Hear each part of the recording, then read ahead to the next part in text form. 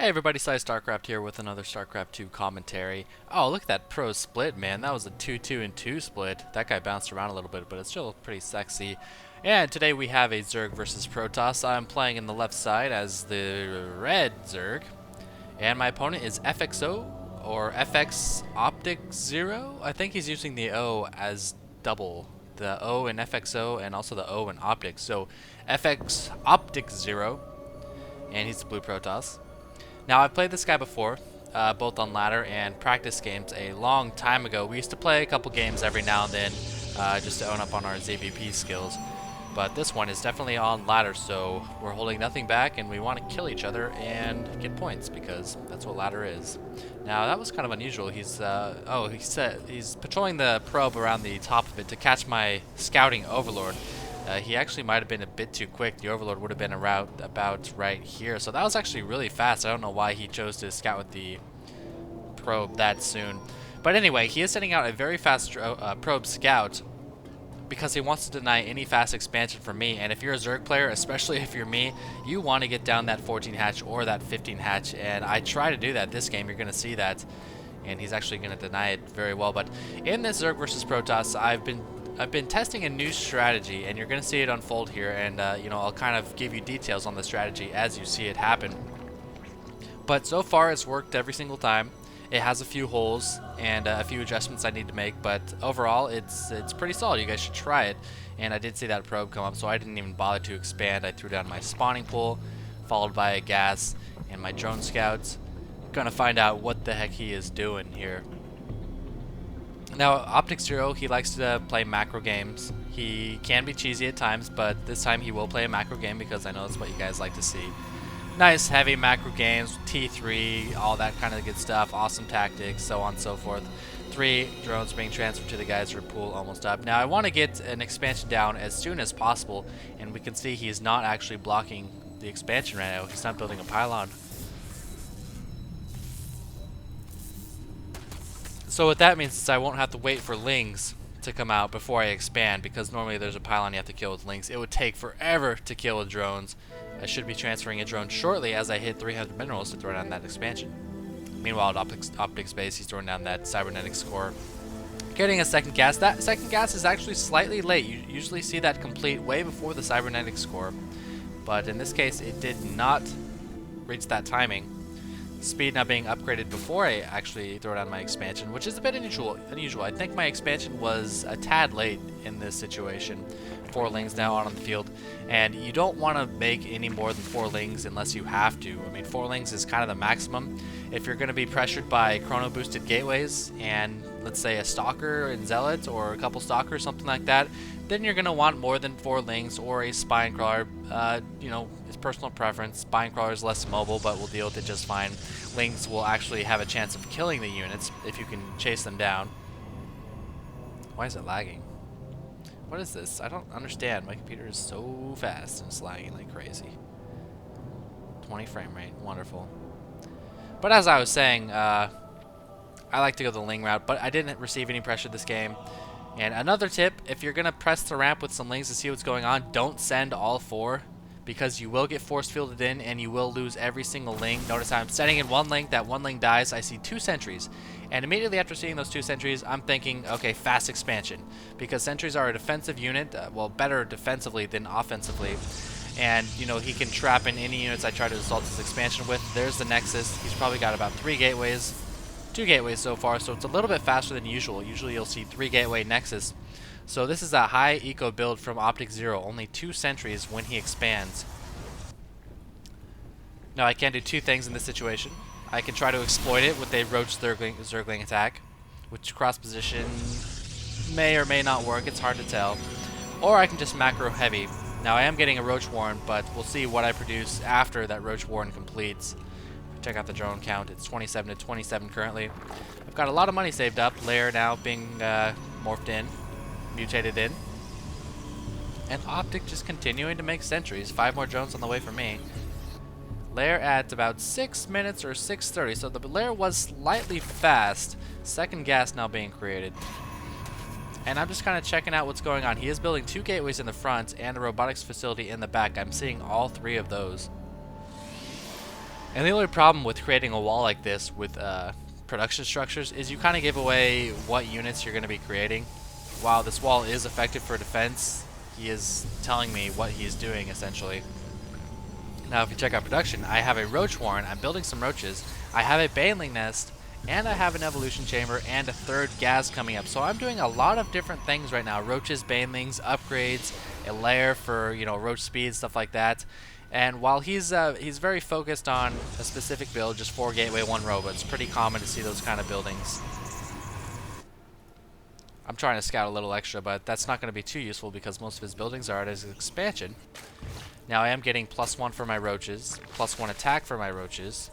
Harvester tab is 35-35, so dead even. Now, the reason it's even and the reason I'm not actually ahead of him in supply or harvester count or anything like that is because I'm spreading myself extremely thin. I'm doing a lot of things at once, a bit too early, and you'll see that that's why I need to fine-tune this build a tad.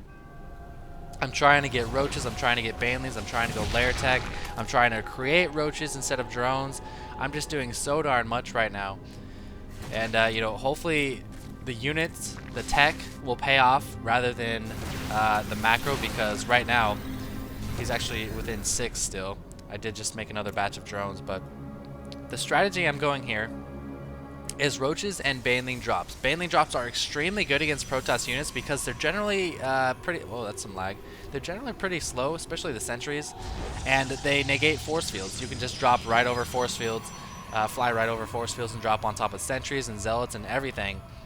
As opposed to Terran, where Marines can stim and run, and kites and Vikings will pick them off from long range, and lots of bad things against Terran. They can work against Terran, they're just not as good. So we'll see how well this does. Notice the macro, not really too existent. 46 to 46 right now, so 23 drones at each base. That's not really enough, you still want a couple more than that, but not too bad considering the tech I do have. A pretty calm game so far. I did produce these roaches because I saw his force moving out in this direction. He killed that SCV, that Zergling on the tower.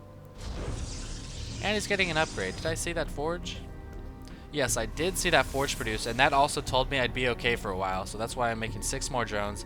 Producing a couple Zerglings. Drops are now complete. And now 54 to 51, and you see the spending in this build is doing just fine.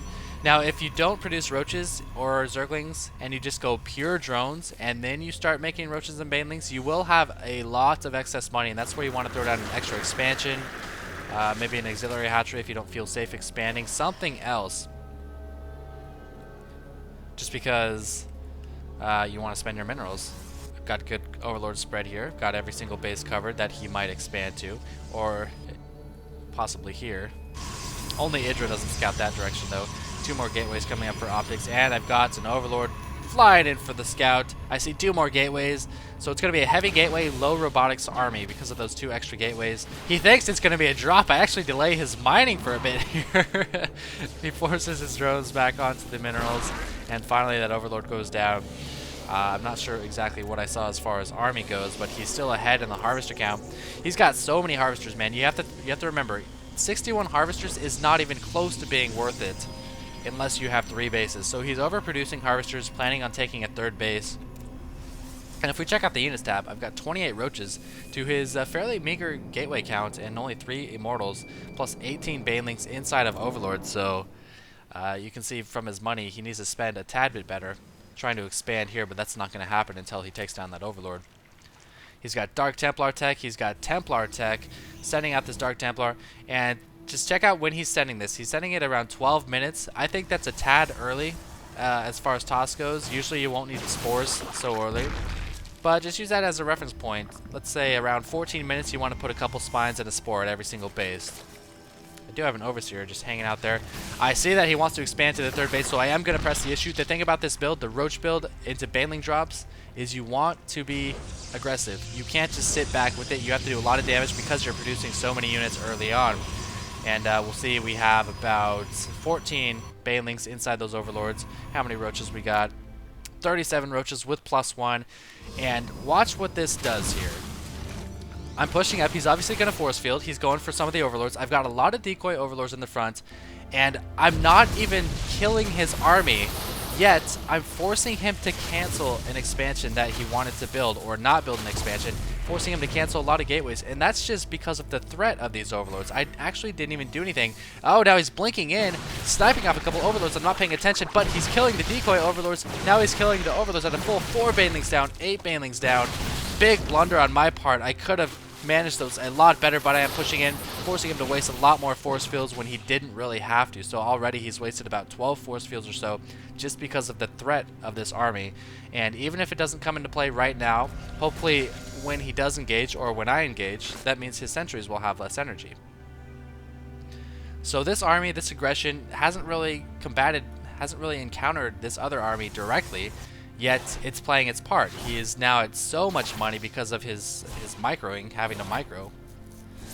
And I've got a third base coming up. Well, it should be coming up. That's getting kind of low there. A lot of overlords just flocking all over the map. I've got these sides covered. That's the thing about Overlord speed. It allows you to cover the sides so well. This Overseer gets there in time with its upgraded speed and takes that down. Miss Rally, get out of there, Overlords. And if we check out his unit count, it's still pretty low. He's got a lot of Stalkers, which will respond well to the Roaches. And the Blink, actually. So eventually I'm going to have to change my composition, especially when he gets really Immortal heavy. And here comes the 2 Spines and a Spore. 1 Spine and a Spore. And 1 Spore and a Spine. So I've got all my bases covered for DTs. And I'm looking pretty good right now. His third isn't even up. If you check out the Harvesters, it's now 63 to 70. So still, he is super saturated, way oversaturated. A lot more probes than he actually needs. Look at that hefty transfer, man, and he knows that too. He knows he needs to transfer. He's got way too many probes. And a Spire coming up as well as a Lair. So I'm doing that around 189. Now, one thing you don't want to do is let your opponent get maxed out, and that's pretty much going to happen. You can tell 163, he's pretty close. Well, actually, it might not happen. But if they do get maxed out, you want to have Lair Tech or Hive Tech by the time they do that. Some more Banelings being morphed. I'm not skimping on the Banelings. It's still viable to go Baneling drops against Protoss even this late in the game. He is extremely Stalker heavy, but I didn't really catch that at first. Lots of Zealots being warped in, and Sentries, and High Templar, though. Overlord drops will be just fine against that. Oh boy, a miss rally. He can't see them. That's so fortunate for me. 4 Infestors being misrallied. Do they have the Pathogen Glands upgrade? No, they do not. So I actually trained those before the Pathogen Glands. Possibly a mistake. Still maxed out. Now, one fatal flaw that Zerg will do is they will max themselves out when they have their T3 tech, and so they won't really be able to build anything until they attack the Protoss or until the Protoss fights them. But then their armory will be dead and they'll lose the game before they can get any T3 units out. So that's kind of where I'm at this point. But luckily, Banelings are so damn good that they're going to turn the tide in this battle and make it a lot more effective than it would if it was just Roaches. Now attacking in, lots of Immortals though, Baneling drops, Fungal Growths, everything going down, so many units dead and weak. His whole army evaporates in seconds because of just like 14 or so Banelings. Roach is going to finish it, clean up, Fungal Growths, Banelings. Man, Fungal Growths stop any kind of blink away, any kind of kiting ability. And he just lost his entire army. And look at this, I'm producing 20 Roaches. I lost 20 supply. That's the only supply I lost. Oh, he's got a Dark Templar, though. Great defensive unit if you're not ready for it. And if we look here, I have no Overseers. I do have some Fungal. But, you know, do we see any Dark Templar? No Dark Templar right now. Gonna attack, move in. Gotta focus on this Immortal first. He's not actually blinking. There's too many Roaches right now for him to worry about Blink Micro. And I'm just cutting away at these Stalkers. 2-1 on my Roaches, producing a Greater Spire and more Roaches. In the meantime, I'm trying to rally, but here is that Dark Templar. Gonna get some Fungals on everything else because I don't notice the Dark Templar. So much fighting going on at once. And Fungal's not so great against Zealots for damage, but it keeps him in place, so that's good. And finally, I'm about to notice these High Templar, I think, but they are just cutting away everything. If only I noticed them faster, I could have Fungal Growth. No, does not happen.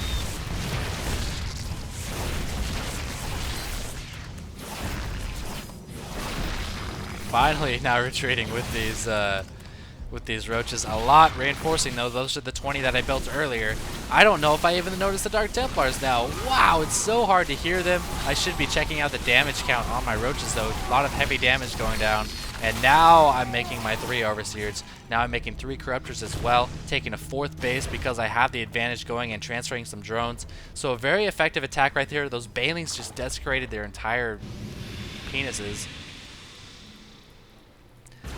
And he's forced to make 2 Archons. Once I have those 3 Overseers, those Dark Templar just will not be effective. So, very fun engagement right there. If we check out the harvest account, 65 to 65. He's on 3 base. I'm on 4 base. I could actually stand and make some more drones. I was unsure about my drone count at this point, but, you know, my money's doing fine. I just need some gas. And there goes the gas transfer. And the cool thing about that build is it doesn't get you locked in. The Baneling Roach build is it doesn't get you locked in with that worthless mass Roach army. Because the Banelings are so... Oh, boy. The Banelings are actually so good that they can, you know, actually be effective, even with just mass roaches, which you saw up here. Now, I mentioned a couple of holes in it.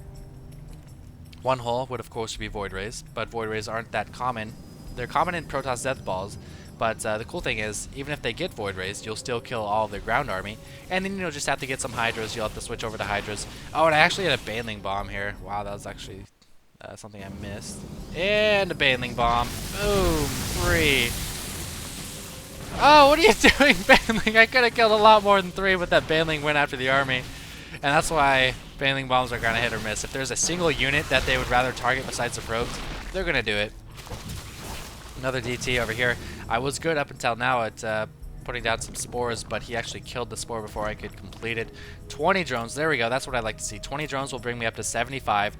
I'm creating a couple of Broodlords, and this is really good timing on the Broodlords. After the first T2 engagement, Banelings and Roaches, I'm now making the Broodlords for T3, which is what you need. I was going to need them probably.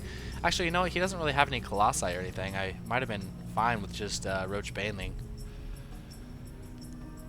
But regardless, Broodlords are one of the best units in the game. I need a couple more units on gas here.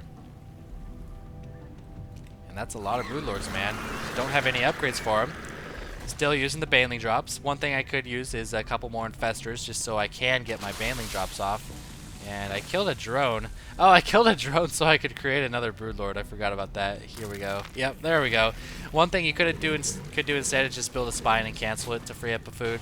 But I chose the more brutal route, and he's actually killing his own gateway, so his units can actually get through. I don't like this army composition. I don't know why he's not getting Colossi or High Templar. It doesn't make any sense at all. I don't know if he's overvaluing Archons. I don't think he is. But it just doesn't make sense. Okay, I have Roaches, and you're going to mass Gateway. I have Roaches and Banelings, and you're going to mass Gateway units. I don't know. My Roaches are still 2-1. Compared to his 2-1 units. He's got a couple Archons leading the way. And a Dark Templar. I don't have any Overseers here, so he could actually slaughter this army with Dark Templar once again. Now moving in, trying to back up, waiting for my Overlords and my Broodlords. Broodlords coming in. He's sniping a couple Overlords. They aren't full, though. I still have lots of decoy Overlords. Whoa, those Banelings or those Broodlings are being shot far away. And it looks like I might actually trap a couple units somehow. One's Immortal going down. And here come the Overlords. With the Banelings. Baneling drops. Oh, but he blinks onto my army. He's trying to focus down the Broodlords, but every single Stalker and unit over here hit by the Baneling Bomb. There are so many Broodlords not taking that much damage from the Stalkers, actually. So many Broodlords shooting down Broodlings, raining them down, and just tons of Roaches supporting too.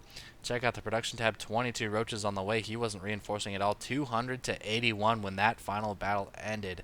Baneling drops are so good against Protoss forces, man. One thing I could have done better that game is not overproduce Roaches and Banelings in the beginning. You saw that he had a kind of a teeter-tottering macro lead, which is not what you want as Zerg. You want to be ahead in the harvest account at that point in the game. My third was slightly late. It was about the same time as his third. Luckily, I was able to force him to cancel it if he even built it at all. And upgrades, not the greatest. I could have had an Infestor or two to prevent them from blinking onto my Broodlords. But I played pretty well. Overseers could have been more existent when I was attacking. Maybe right here. I probably would have won the game outright if I had Overseers. But I just want to show you guys that strategy. That's really all I have to say. Hope you guys enjoyed it, and thanks for watching, bitches.